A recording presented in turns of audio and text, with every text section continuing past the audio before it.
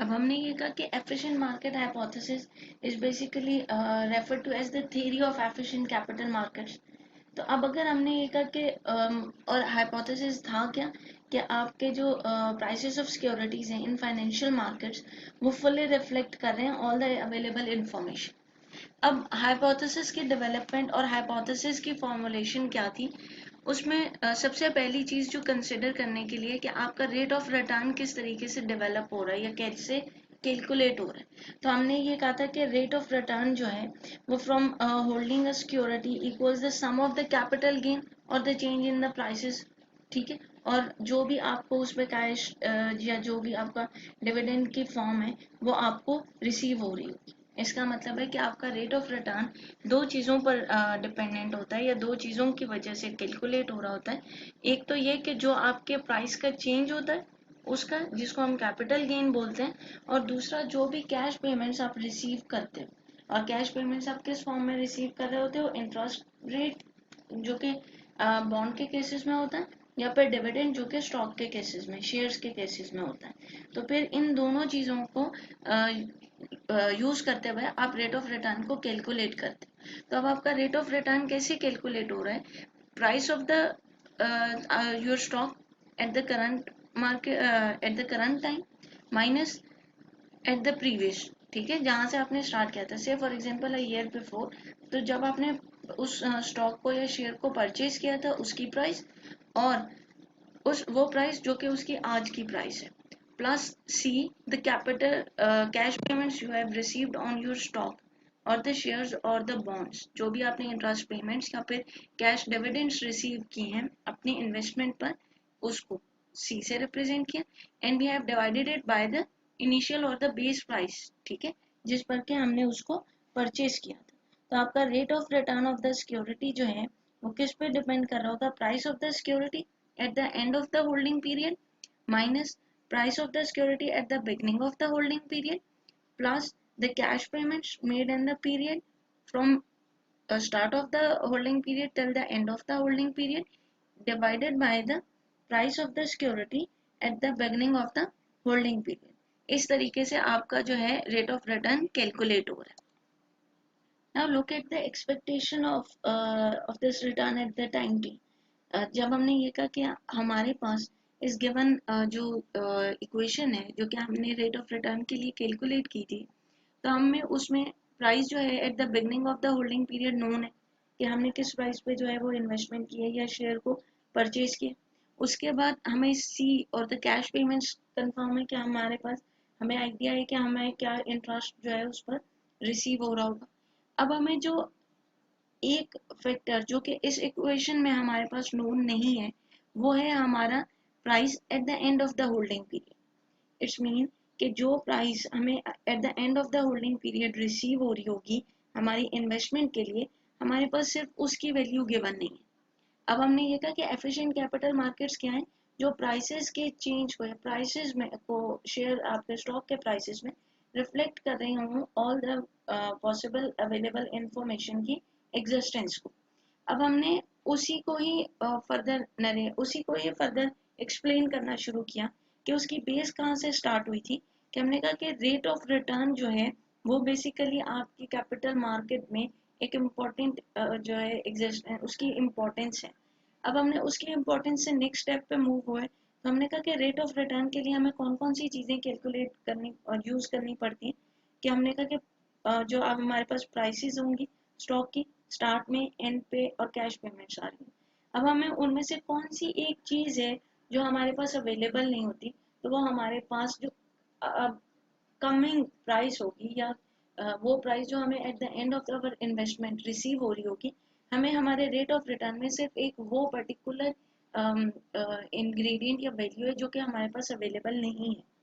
तो आपकी capital market की एफिशिएंसी आपके स्टॉक प्राइसेस में रिफ्लेक्ट हो रही हो, ताकि वो कंफर्म करे कि जो स्टॉक प्राइसेस हैं वो अवेलेबल इंफॉर्मेशन को रिफ्लेक्ट कर। तो अब हमने ये कहा कि अगर हम इसी रेट ऑफ रिटर्न के बेसिस पर अपनी एक्सपेक्टेशन को नरेट करना शुरू करें, तो हमें at the start of our investment हमारे पास जो अननोन एलिमेंट है वो फ्यूचर प्राइस है of our investment.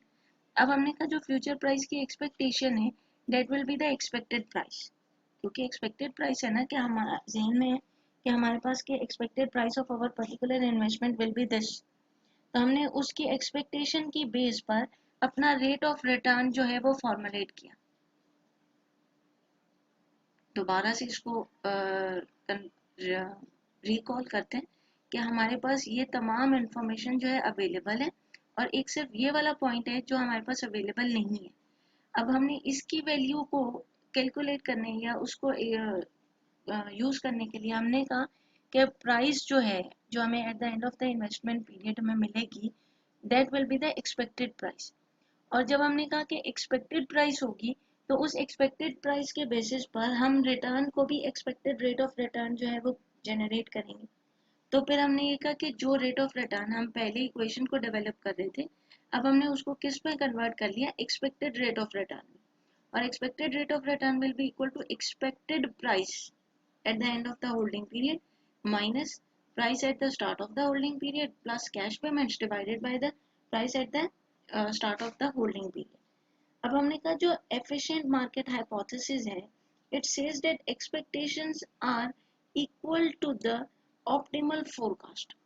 And what is your optimal forecast means that the maximum closest value that could be, ठीक है, जो कि पॉसिबल हो सकती है। से फॉर एग्जांपल आपने इन्वेस्टमेंट $10 से की और आपने एक्सपेक्ट किया कि $12 होगी, तो आपकी और ओरिजिनली प्राइस भी $12 हो या फिर 12.001 हो या 12.05, तो वो क्लोजेस्ट वैल्यू होनी चाहिए टुवर्ड्स योर एक्सपेक्टेशन। तो उसने कहा कि जो एक्सपेक्टेशन है एफिशिएंट मार्केट हाइपोथेसिस में, उसमें expectation is equal to the optimal forecast using, reason being we are using all the available information, क्योंकि एफिशिएंट मार्केट में हम ऑल अवेलेबल इंफॉर्मेशन को यूज करें। अब इसका मतलब ये हुआ कि optimal forecast is the best guess of the future using all the available information. और इस ऑप्टिमल फोरकास्ट के बेसिस पर हमने ये कहा कि जो हमारा एक्सपेक्टेड फोरकास्ट है that will be equal to optimal forecast. यही हमने हमारे एफिशिएंट मार्केट हाइपोथेसिस के बेस है ना, कि आपकी जो एक्सपेक्टेशन है वो exactly closest to the exact value होगी। रीजन बीइंग कि ऑल अवेलेबल इंफॉर्मेशन जो है वो आपने उसको रिफ्लेक्ट कर रहे हैं आपके स्टॉक प्राइसेस में। तो जब ऑप्टिमल फोरकास्ट और एक्सपेक्टेड फोरकास्ट इक्वल होंगे, तो फिर expected rate of return will be equal to forecasted rate of return.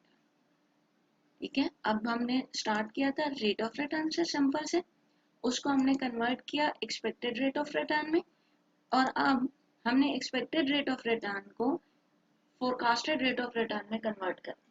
Hypothesis इसी तरह जनरेट होता है ना, मूव हो रहे होते हैं ना, कि आपने रिसर्च को स्टार्ट किया, उससे को स्टार्ट करने के टाइम पे आपने हाइपोथेसिस को बिल्ड किया और डेवलप किया, और फिर अपने इंफॉर्मेशन अपने एनालिसिस की बेसिस पर उन हाइपोथेसिस को आपने जस्टिफाई किया, और जस्टिफाई करने के बाद आपने रिजल्ट्स जो हैं या रिजल्टिंग वैल्यूज जो हैं वो फॉर्मुलेट करके दे दी।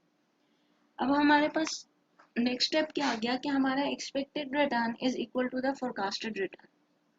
और इसी कॉन्सेप्ट के साथ जो हमने अपनी थर्ड एजम्पशन की थी कि जहाँ पे बाइंग और सेलिंग डिसीजंस में आपके इक्विलिब्रियम पॉइंट की एडजस्टमेंट आती है, कि आपका जो बायर्स और सेलर्स हैं वो profit maximising investors maximum profit के गेन को प्ले करते हुए आपके बाइंग और सेलिंग डिसीजंस में आपके इक्विलिब्रियम पॉइंट को रीशफल करते हैं और एक न्यू इक्विलिब्रियम पॉइंट जो है वो सेट कर देते हैं।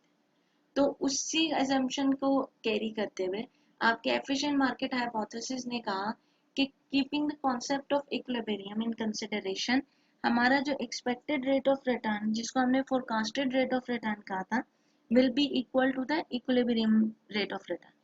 रीजन भी कि जो सप्लाई और डिमांड का एनालिसिस है वो क्या कहता है कि expected return on the security की टेंडेंसी होगी कि वो मूव करेगा टुवर्ड्स द इक्विलिब्रियम रिटर्न, जो कि आपके क्वांटिटी डिमांडेड और सप्लाई को बैलेंस आउट करेगा।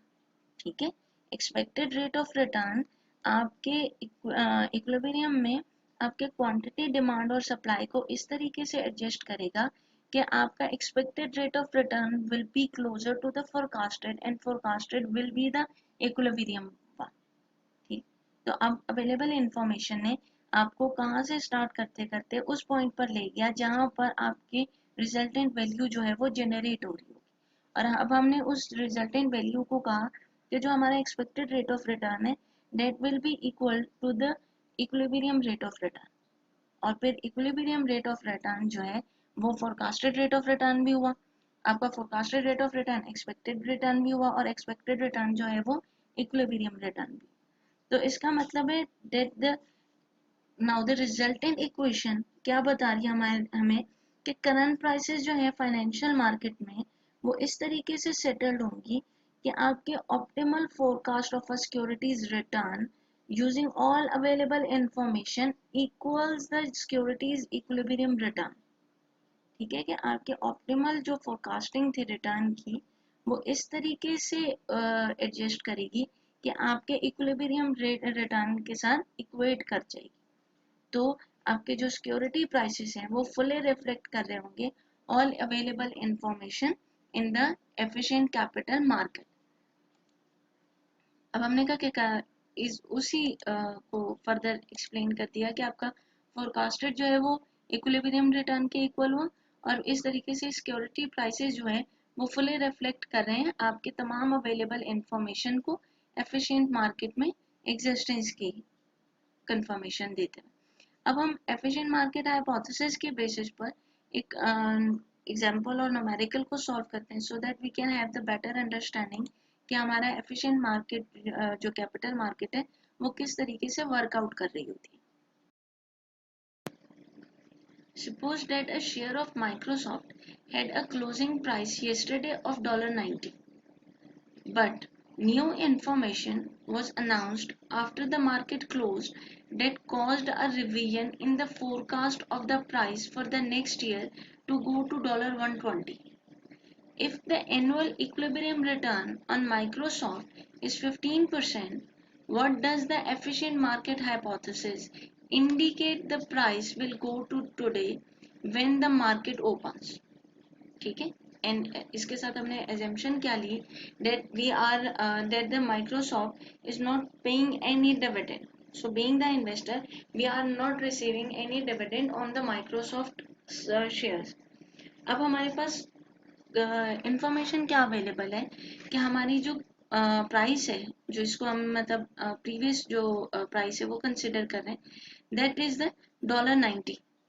अब उस $90 के प्राइस को जो कि यस्टरडे की क्लोजिंग प्राइस थी, अब उसने कहा कि न्यू इन्फॉर्मेशन जो है वो अनाउंस हुई और उसने मार्केट के क्लोज के बाद revision in the forecast of the price create किया और वो जो फोरकास्ट था वो किस पे चला गया $120 पर।